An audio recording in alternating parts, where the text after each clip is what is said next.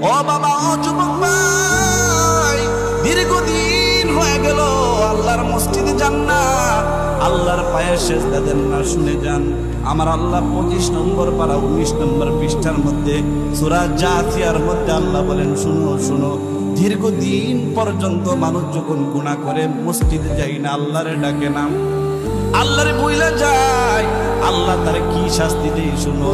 আদাল্লাহুল্লাহু আলা ইলমি ওয়া খাতামা আলা সামিহি ওয়া কলবিহি।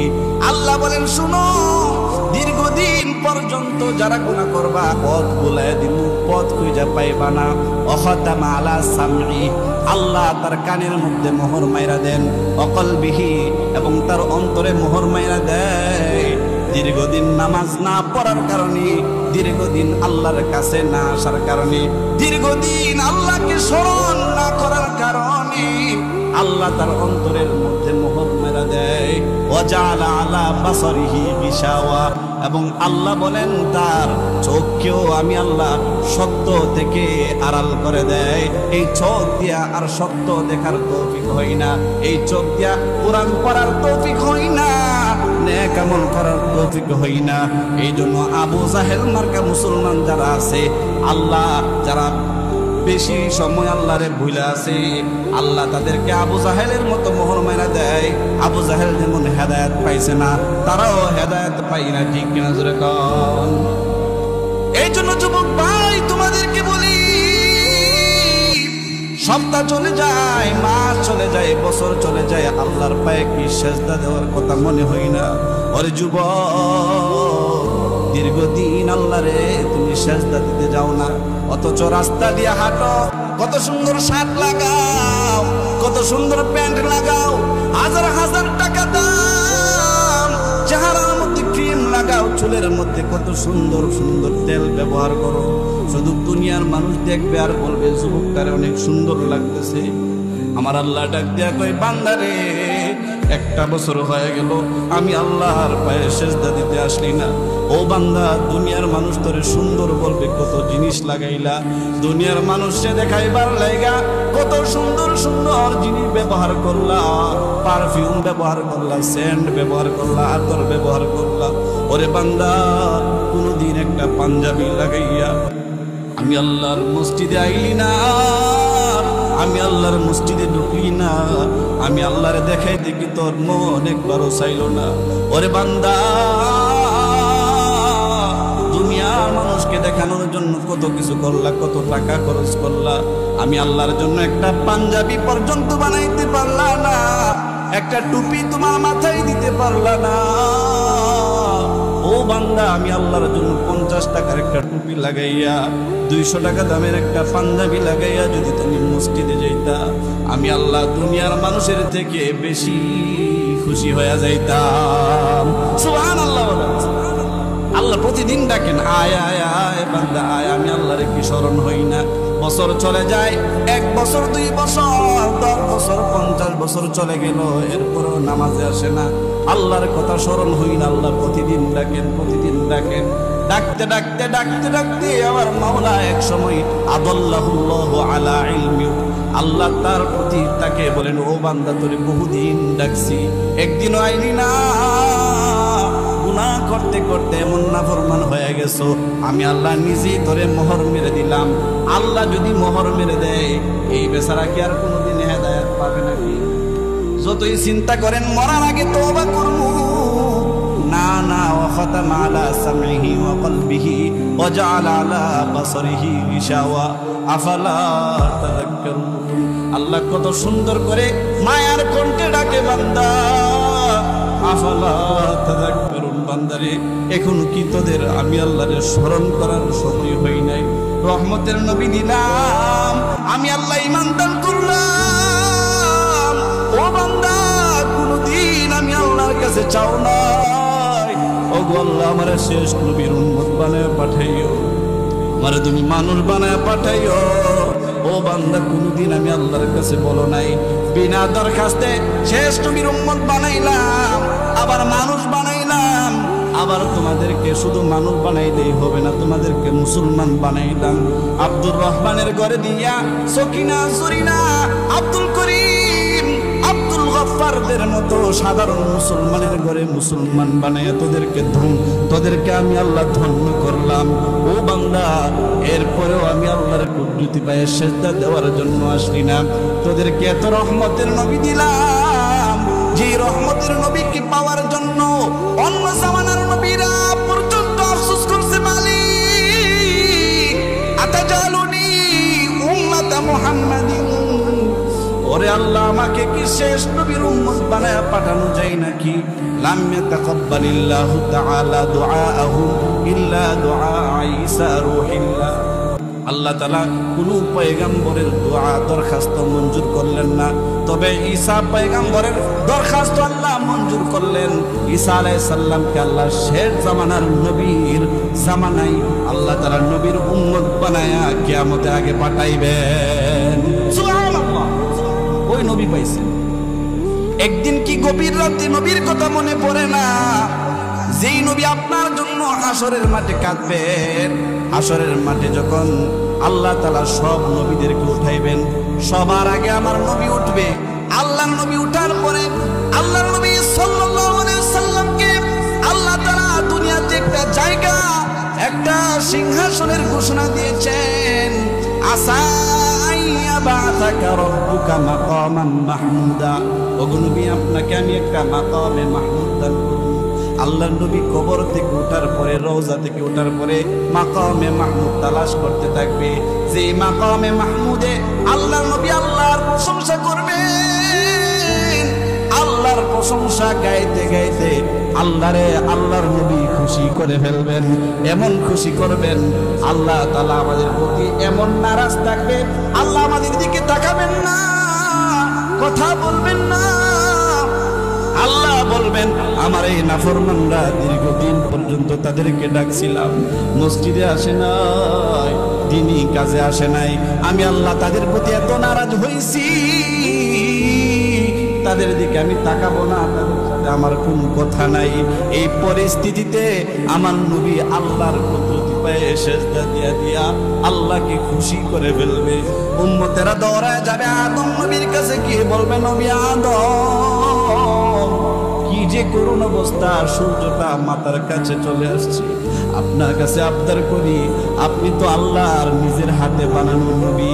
ওগো আদম পয়গম্বর, আনতা আবুল বাশার, আপনি সব মানুষের বাবা, আল্লাহর কাছে বলেন না আল্লাহ যেন আমাদেরকে মাফ করে দেয়। আদম নবী বলবেন, ও উম্মতেরা, দুনিয়ার মানুষেরা, ও আমার সন্তানেরা, আল্লাহর সাথে আজকে কথা বলার মতো সাহস আমার নাই। যাও আমার পরের নবী নূহের কাছে যাও। নূহ বড় জলিলে কদর বড় একজন নবী ছিল, তার কাছে যাও। মানুষেরা দৌড়ায় নূহ পয়গম্বরের কাছে যাবে। ও নূহ পয়গম্বর, আপনি তো ছিলেন সানি আবুল বাশার, আপনি আল্লাহর ভয়ে বেশি কাঁদতেন, এই জন্য আল্লাহ আপনার নাম দিছে নূহ। নূহ মানে কান্দুন না নবী। আল্লাহ উনারে ভালোবাসা নূহ ডাকতেন, কান্দুরা নবী ডাকতেন, বড় ভালোবাসতেন। মানুষেরা দৌড়ায় গিয়া নূহ নবীর কাছে বলবে, নূহ পয়গম্বর, আপনি একটু সুপারিশ করেন না। নূহ পয়গম্বর বলবেন, না না, আমার পক্ষেও তোমাদেরকে সুপারিশ করা সম্ভব না। আমার পরের নবী ইব্রাহিমের কাছে যাও। মিল্লাত আবিকুম ইব্রাহিম, তোমাদের জাতির পিতা ইব্রাহিমের কাছে যাও, তিনি তোমাদেরকে সুপারিশ করার অধিকার রাখেন। মানুষেরা দৌড়ায় ইব্রাহিম নবীর কাছে যাবে। ইব্রাহিম নবী বলবেন, আমারও আজকের কোনো ক্ষমতা নাই আল্লাহর সাথে কথা বলার, তবে যাও, আমার পরে একজন জলিলে কদর নবী আছে, যার নাম মুসা, যিনি সরাসরি দুনিয়াতে আল্লাহর সাথে কথা বলতেন। মুসার কাছে যাও। ওয়াকাল্লামাল্লাহু মুসা তাকলিমা, আল্লাহ বলেন, মুসা আমার সাথে কথা বলতো, আমি মুসার সাথে কথা বলতাম।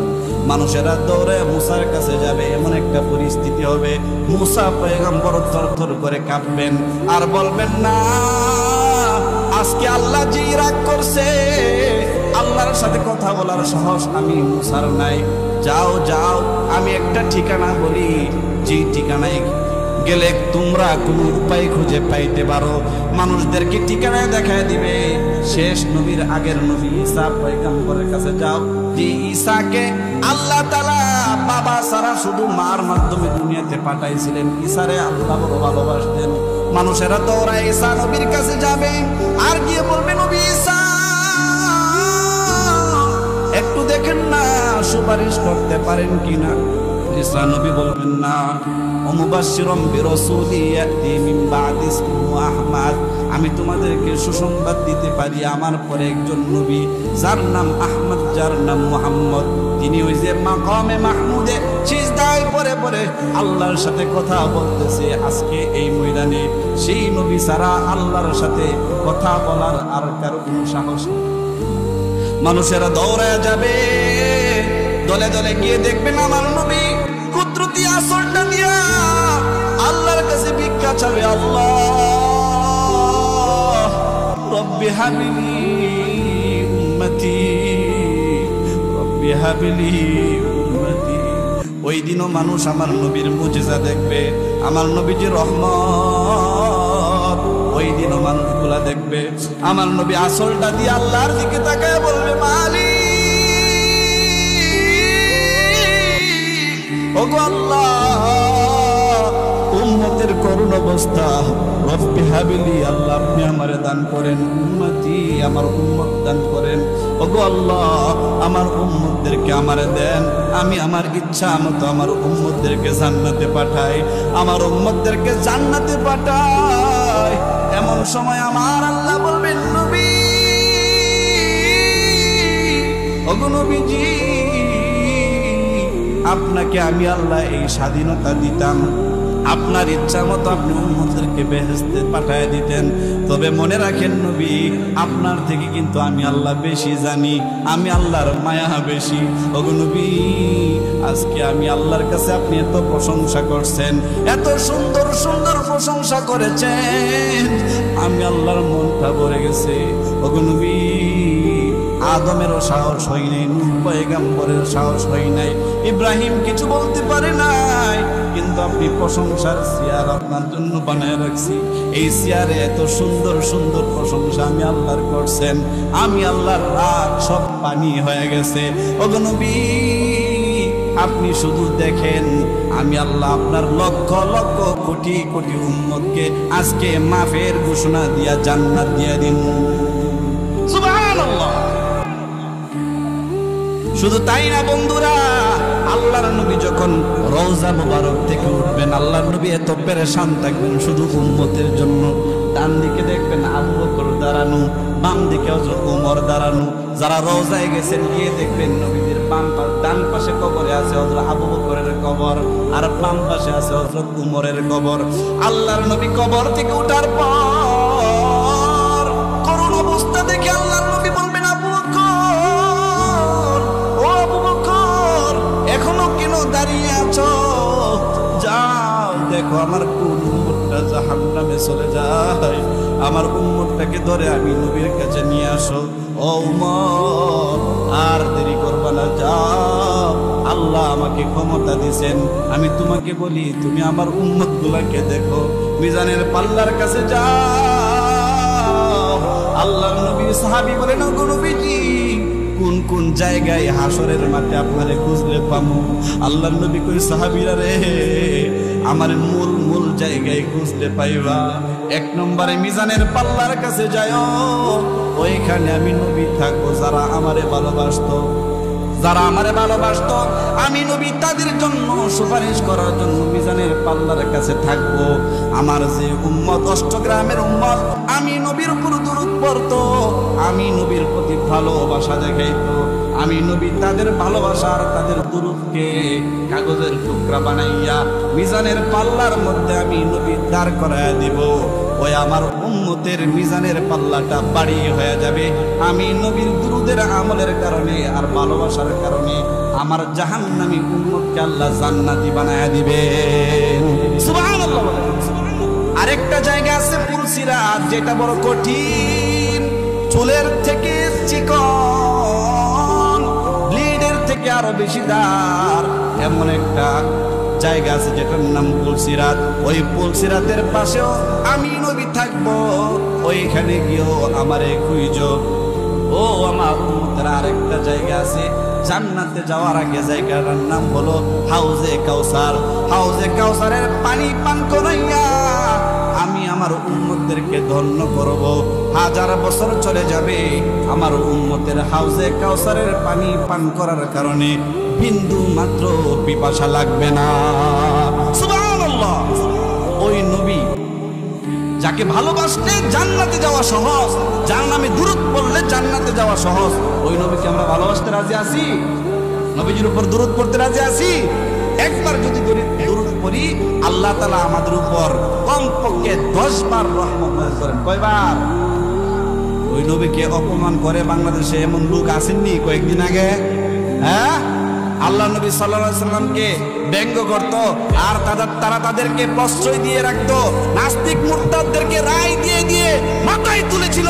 তারা সব সময় আমাদের নবীজিকে নিয়ে ব্যঙ্গ করত। আমরা হেফাজতে ইসলাম উলামায়ে কেরাম যখন তাদেরকে শাপলা ছত্তরে তাদের বিচারের জন্য গিয়েছিলাম, তারা আমাদেরকে তাসবিহ পড়ারত অবস্থায়, তাহাজ্জুদরত অবস্থায়, নামাজ পড়া অবস্থায়, জিকির করা অবস্থায় আমাদেরকে পাখির মতো গুলি করে মেরেছিল। ঠিক কিনা বলেন? আল্লাহ তাআলা তাদেরকে এমন বিচার করেছেন, মাত্র আধা ঘন্টার ভিতরে, জোহরের আগেও আমরা টের পাই নাই তাদের এভাবে পতন হবে। আল্লাহ দেখায় দিলেন নমরুদের মতন, ফেরাউনের মতন মুহূর্তের মধ্যে নবীর দুশমনদেরকে আমি আল্লাহ পতন করতে পারি। ঠিক কিনা জোরে বলেন?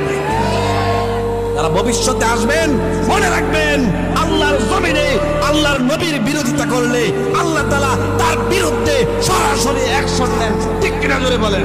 যেমন তাব্বাত ইয়াদা আবি লাহাবি ওয়া তাব, আল্লাহ তাআলা নবীর দুশমনি করার কারণে আবু জাহেলের বিরুদ্ধে আল্লাহ আয়াত নাযিল করে নাই, আল্লাহ অন্যান্য কাফেরদের বিরুদ্ধে আয়াত নাযিল করে নাই, কিন্তু নবীর আপন চাচা আবু লাহাব নবীর বিরোধিতা করছে। এমন বিরোধিতা করছে, আল্লাহর নবী ধ্বংস হোক এই দোয়া করছে। আল্লাহ কয় আমার নবী ধ্বংস হইতো না, তুই তো আমার বিরোধিতা করলে তুই মাপ পাইতি। আমার নবীর বিরোধিতা করার কারণে আমি আল্লাহ কিয়ামত পর্যন্ত তোকে বদদুয়া দিলাম। তাব্বাত ইয়াদা আবি লাহাব, আবুল হাব ধ্বংস হোক, তার বংশের সবাই ধ্বংস হোক। এই জন্য কিয়ামতের আগ পর্যন্ত যারাই পৃথিবীতে আমার নবীর বিরোধিতা করবে, নবীর রহমতকে অস্বীকার করবে, আল্লাহ তাদেরকে ধ্বংস করবেন। ঠিক কিনা জোরে বলেন? আমরা নবীর পক্ষে না বিপক্ষে? কে কে পক্ষে? যদি হাত তুলি। নারে তাকবীর, নারে তাকবীর। কোরআন সুন্নাহর আলো, আল হাদিসের আলো, আল কোরআনের আলো। নারে তাকবীর। আল্লাহ তাআলা এই মাহফিলকে কবুল করুন। আমাদের সবাইকে যে কথাগুলো শুনেছি, শুনবো, এই কথাগুলোর উপর আমল করার তৌফিক দান করুন। সবাই বলে আমিন। ওয়া আখিরু দাওয়ানা আলহামদুলিল্লাহি রাব্বিল আলামিন। আলহামদুলিল্লাহ, আলহামদুলিল্লাহ। হযরতকে অসংখ্য ধন্যবাদ আমাদেরকে সুন্দর তাফসীর উপহার দেওয়ার জন্য। এই পর্যায়ে আপনাদের সামনে